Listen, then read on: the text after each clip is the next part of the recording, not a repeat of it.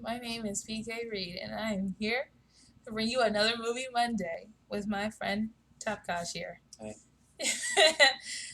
We thank you guys for all your lovely comments on the last Movie Monday, which was Must you ask me Moon. every time? I know what it was.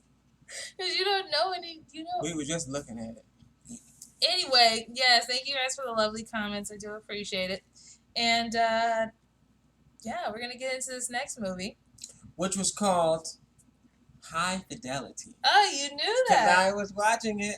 Yeah, that was not planned. I had a whole other movie that I wanted to try and do a movie Monday for, but it's in my big box. It's always about what she wants. I mean, you never know. You don't know any movies, so I can't ask you. The movies you suggested are on Netflix, and you have yet to come over to watch them. That's a lie. See, the lie detector test determined that was a lie. Ah, you nailed. Okay, but we watched High Fidelity with. Let me guess the actor. It was I don't think you'll know who it is. I know. I really don't think you'll know. John Cusack. John Cusack, good job. Yeah, that was good. I'm surprised you remembered that. Yeah, High Fidelity. His name was Rob. In the film, yes, High Fidelity, starring John Cusack, who also helped write the screenplay. I wanted to say this is the second time he helped write a screenplay. He probably wrote more, but I remember it was this one and Gross Point Blank. Those are two of the main ones that I remember him from, which was a good movie as well with Minnie Driver. But High Fidelity stars John Cusack as a character named Rob. I forgot his last name. Was it Higgle? No. What was it? It was Rob something. It wasn't Higgle. Well, you know. It'll come to me. All right. Well, he plays a character named Rob who owns a record store, and he basically at the beginning of the film he's just broken up with the love of his life, his girlfriend. Her name was Laura, right? Starring a Danish actress. I forgot her name, but yeah, it was Laura. Yes, and they had just broken up. It might have been Laura. I'm sure it was. They had just broken up, and he was addressing the camera, mind you. This is one of the first. Oh my goodness! I can't think of another time where a movie mainly. Are my hands ashy? That man was narrating and talking to us in the first 5 minutes. He was talking to us, and I said, "Is he talking to us?" He did not like this. Topkaj was not a fan of the narration. He was talking to us. He was. And he threw this one off. He was like, "Is he talking? Is he addressing the camera? Is he looking at us? Who was he talking to?" It was great. He was trying, give you that feel of. I didn't feel it. I mean, he was like, we're personable. Like, he knows us. Like, can you believe this shit? Stuff like that. I feel like he was forcing us to listen to his story. Well, yeah. But then again, that's what friends do, don't they? They make you listen. I don't know John Cusack. Rob. Anyway, John Cusack runs to his record store. What is it called? He runs to it? No, he runs it. Oh, okay. Don't do he runs it. Grammar police on me. He runs it. I don't know what the store was called, but it was. I forgot what it was called. I hip. thought it was vinyl something. It was hip something hip. Was it wax vinyl or was it vinyl? It's not important. It's not, but throughout the movie, he has this thing called Top 5, where he does top 5 things, like usually related to music, because that's the whole thing. That's what the whole movie. Listed everything. He did. Top 5 breakup songs, top 5 songs about death, top 5 songs to listen to when you're in the shower or some shit like that. Top 5. It was just basic. It was a lot of listing. It really was. It was. I liked the movie because I just like how different it was. I really did. I enjoyed how odd it was and how out there it kind of was, because I thought the movie took place in the 90s. It had a 90s type feel, but I found out later it actually took place in the year 2000. So, but just because something is filmed or produced or released in 2000 doesn't mean it has that time period in the movie. So it could have very well been whatever you said. The 90s? It felt like the 90s. Because they still had vinyl records. I don't mean the big ones. I mean the little ones like this. Yeah, and they had like the fashion. They still had those. And they had cassettes. They did. They had cassettes. They had those Walkmans. They had Walkmans. They had those shoes, the platform shoes. I think they're called creepers or whatever. I don't recall. You don't know fashion. And he had the what was it? dressing his Sunday best, and he was wearing. What else was he wearing? You pointed out to me where that shirt he was wearing, the shiny shirt. Oh, the silk shirt. Yeah, he had a silk shirt on at the dinner party. It was just this movie's very dated, but it was very entertaining, and it was based off of an English novel. I think the novel came out in 1994. Not important. Not important, but they adapted it from London to Chicago, which is where John Cusack is from. I think he's from Evanston, Illinois, or he's actually from Chicago, Illinois. And it was really good. I really did enjoy it to a certain extent. I was actually over the movie. The movie felt really long. It felt unnecessarily It felt long. very long, and I'll say this: I'm not saying it was bad, but I didn't really like the narrating, him telling me everything that was going on. Yeah. But You never liked that, though. if he didn't narrate and tell me what was going on, I would be lost. If he was doing, there were so many flashbacks and going back to this period and that period and jumping back in time. Yeah. If he didn't explain what was going on, I wouldn't know what was going on. Yeah. So I do thank him for that. Yeah. And it was very... I didn't like how he did the Marie DeSalle character, played by Lisa Bonet. This hip, beautiful black chick with the dreadlocks and whatnot, and he's like infatuated with her. Who she plays in every freaking role that she ever does. Yeah, because that's who she is. So good for her. Except for A Different World in the Cosby Show. She could have been. She was there in the Cosby Show. Well, she was there. Nonetheless, the way that he did it, like he was infatuated. Why did it have to be her? Like he had all his exes who he was really obsessed with and who he had at one point been in love with. And then here she comes and he's all infatuated with her. He had just broken up with his girlfriend. He wants to stick his dick into something, so he chooses her. Like that's all she's used for, a cum dumpster. And they made her in the movie seem like she's okay with it. Like she's like, yeah, you're still, you're not over your girlfriend. Well, this was fun. See you later. But like, no, that's not cool. Why the only black woman in the entire fucking film is used as his little fuck rag? I don't get it. I mean, maybe I'm reading too deep into it, but I really did feel some type of way. I felt some type of way, though. And there were only two black characters, period. Her and the black dude, Lewis, who was in one scene. They talked to him like they knew him, but I only saw him in one scene. They sold him a record. Yeah, Lewis, you're cool. And that's also the same time where they were talking about Stevie Wonder and Marvin Gaye, all the black we're getting artists. Off of this tangent. No, I'm just saying, it was very obvious. See, this is what happens when you woke. When you see that, you see it everywhere, man. Oh, I'm sleeping then. I'm snoring. Apparently. Doze. I'm telling you, that's probably why I was checked out of the movie. I like John Cusack as an actor, and for the most part, I really liked him in Identity. That's another movie we're gonna watch. Great. By the way. Awesome. Your excitement is just... But I was just really not impressed. The movie had rave reviews when it first came out, and I can understand because of the time period and the story element and all that. I completely understand.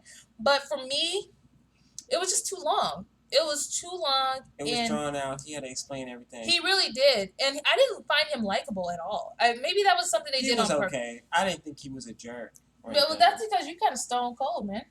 I'm not. You have a heart made of plexiglass, so you could relate to him. Awesome. Like everything he did, you were like, "Oh yeah, that makes sense," or that you had a reasonable explanation. No, that's not true. Well, that's not true. Is it? No, it's not true.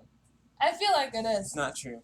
For the most part. No. Whatever. Denial is a disease. But still, I didn't find him likable as a character. I found him actually annoying, in part because of the narration and his actions. Like he was just.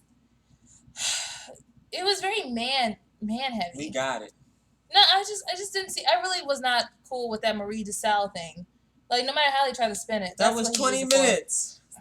But that was 20 and he couldn't minutes. get over this Laura chick, and she was going back and forth. Like I guess it's to show you how breakups can work, or some kind of dysfunctional thing. It seemed as if the movie was just about him telling the stories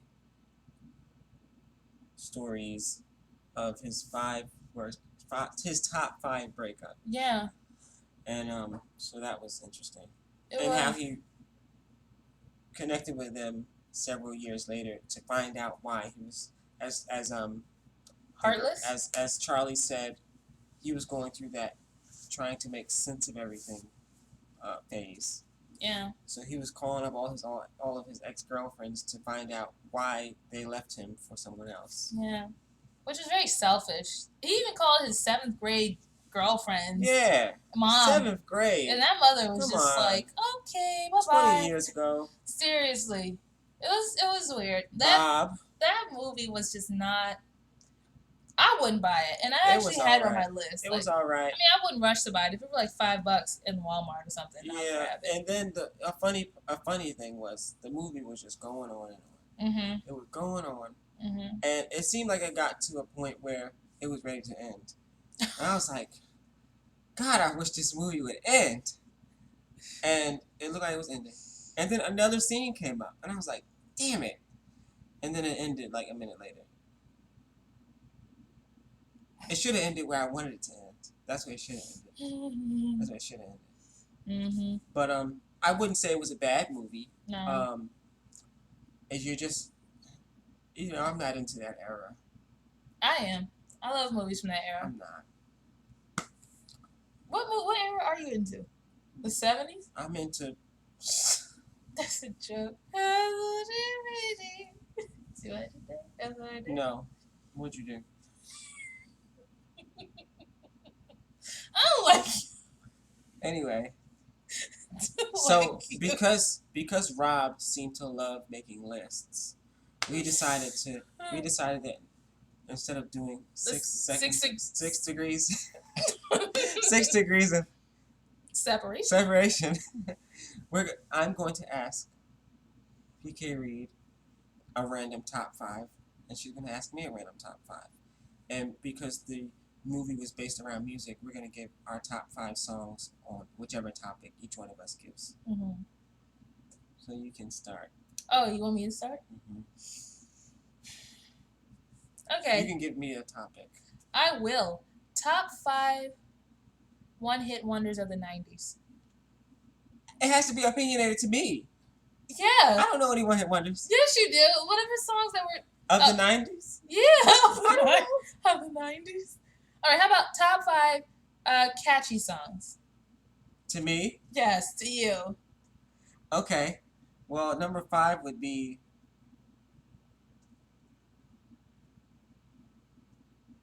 Sheesh. You go first. I don't know. Well, give me your top 5. What's catchy? Okay. Like catchy. Number 5 would be the Macarena. Okay, that's a one-hit wonder, by the way. I don't know who sings that, but something. They were Spanish brothers. I forgot their name. They number were older. 4 would be. They've been singing that song for years too when it came out. Number 4 would be. You better work, tell a girl, work it, girl. No, ew. Number 4 would be.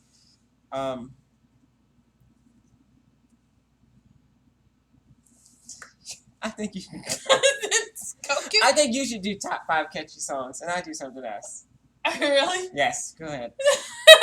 Top 5 catchy songs. Okay, top 5 catchy songs that I can't get out of my head are "If You Steal My Sunshine." Remember that song?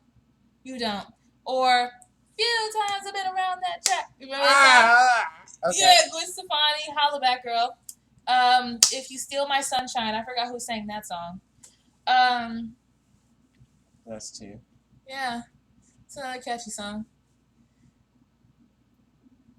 I'm trying to think of the songs that were like. I want to do catchy songs too. Now that I'm thinking about it. Well, why don't you continue? No, you go ahead. No, we can't both do catchy songs, bro. I gave it to you originally. Here, we'll scrap my 2. You go. All ahead. right, so I'm gonna say the Macarena. Okay. Right, the Macarena. Okay. And then I also want to say Gwen Stefani. Yeah. Holla Back Girl. Oh my gosh, couldn't get that out of my head. That song was everywhere. I was like, what the fuck is Holla Back Girl? Number 3 is. I feel like she wasn't using the right context. Okay. Is it by a certain? Hey, I just met you, and this is crazy.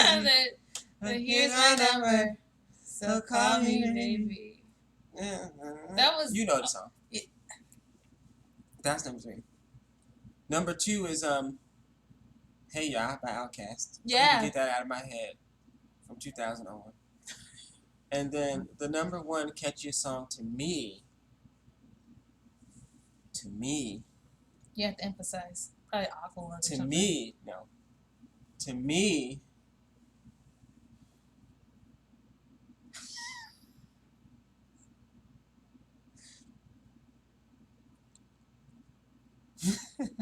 Oh no. I'd probably have to say. Is it something like Pretty Fly for a White Guy? Or Blink 182? Anything from them? All the small things. Or no. What's My Age Again? What's My now? No. Or something from Sum 41? Mm-mm. Girl, all that guy. No. No, something. Oh, you know what song was really catchy? It was by Good Charlotte. Oh, what's that song? I wanna be just like you. No, the other one. Educated. Boys versus girls. With money. Girls like girls like money. Yeah, that one. And that's not very catchy. Never mind. No, that was good. No, you said to you. Really you catchy. emphasized like 18 times for me, to me. I take that back. Stacy's Mom was catchy. It was. Stacy's Mom Fountains by Fountains of Wayne. Yeah, I still remember the name. Now it's your turn. All right. I just took up enough time. You sure did. What are the top 5 for me? Top 5 for you. Top 5 love songs. Since you know everything. Except about love. Ugh. Top 5 love songs. I'm gonna go old school with this. Let's hear some Marvin Gaye and Tammy Terrell. Who's that? Who does that? You're all I need to get by. I only love that song because it was Undelivered from Eva. If you mention that damn movie it was the very first song that they sang when they were all dancing in that scene. Oh my god! Oh my gosh, love that song just because of the movie. And love that movie. That's an awesome song though. Standalone. Marvin Gaye and Tammy Terrell, they were an iconic team too. That's a good song. Another love song. I don't know if you counted a love song, but I love the Temptations. My Girl. That's a nice one. That's a cute song. Would you count that a love song? It sounds like a love letter. Why not? And I loved Outstanding by the Gap Band. Outstanding. Remember that? Girl, you knock me out. That's right. See, I know some stuff. Yeah, I guess. And then I love that. I love Lauryn Hill's version of Can't Take My Eyes Off of You. Can't take my eyes off. I love it. I always feel some type of way. Oh, and you know what? There's another song, second mention, honorable mention. You know that song from Love Jones? They say I'm hopeless. No. No? No. Like a penny with a hole in it. You never heard that? No.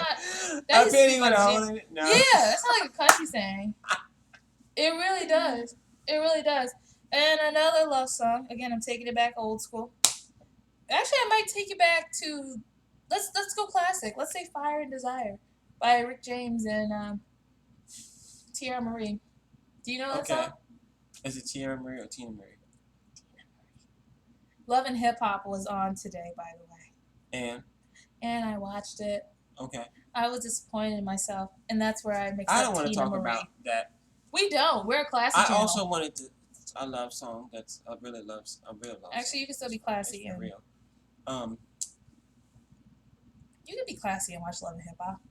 No, you can't. Yeah, you can. Yeah, you can. A love song. I don't know. How are you gonna interrupt my top 5? You already did 7. Oh, 6. 6. It sounded like 7. Just because, whatever, you knew half of them. You know another good love song? Prototype by Outkast. You are the prototype. I don't know that song. My favorite love song is Good Morning by John Legend. I don't know if I've heard that. Does something to me. Well, that's the end of that. That's the end of that. You know, I'm glad neither of us, I'm not glad, but I'm surprised neither of us said Bruno Mars. Just the way you are. I heard that shit all the time. Your eyes. Why you take your glasses off? So you can see my eyes. Yeah, that song. Oh, whatever. Yeah, that song was. All right. Well, that's our little game. It is. Hey, if you guys want to tell us your top 5 love songs or your top 5 catchy songs, please leave them in the comments. Yeah, and I will look them up too because I love music. Oh, another top 5 catchy songs. Sir Mix-a-Lot. Baby Got Back. Remember that? My anaconda don't want none unless you got one ton.